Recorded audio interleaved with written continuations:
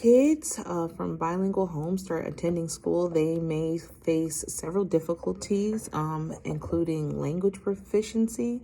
So they might struggle with the language that they're under instruction for. So we'll use English.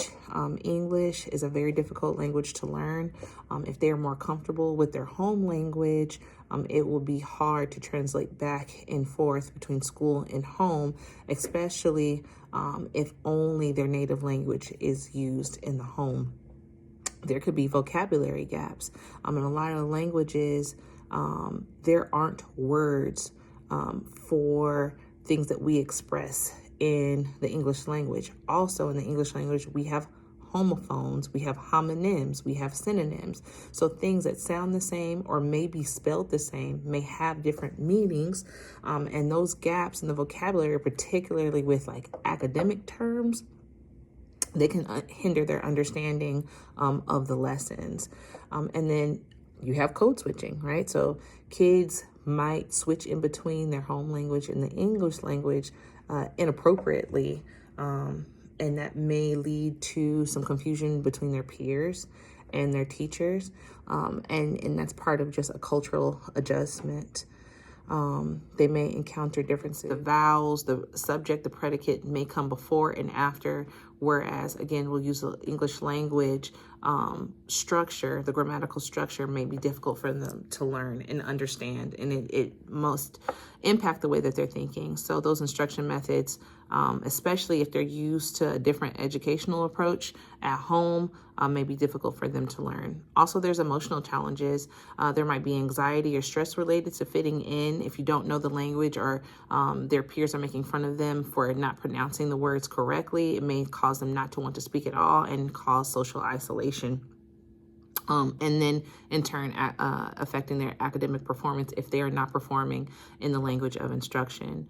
They need a support system. So if they don't have a support system with the parents and the teachers working together, navigating through the language barrier, it may impact their performance. And then there's obviously the assessment bias. If they are testing in the language of instruction rather than in their native language, that can create a barrier, lead to labeling and placement in classes that they may be able to perform in because of the language barrier, but not necessarily that it equates to their intellectual ability.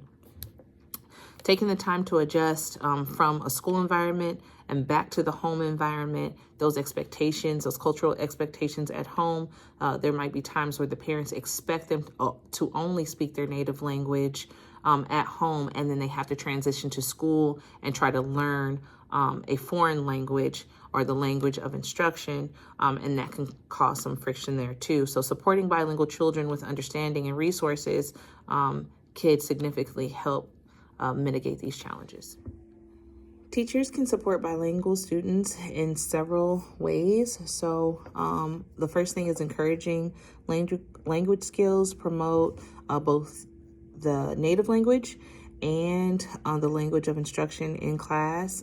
So practice often in any small circumstances, and if they have that support and if they're spoken to in English and able to translate back and forth, that would help them. Using visual aids, incorporating visual support like pictures, charts, videos, that helps enhance comprehension.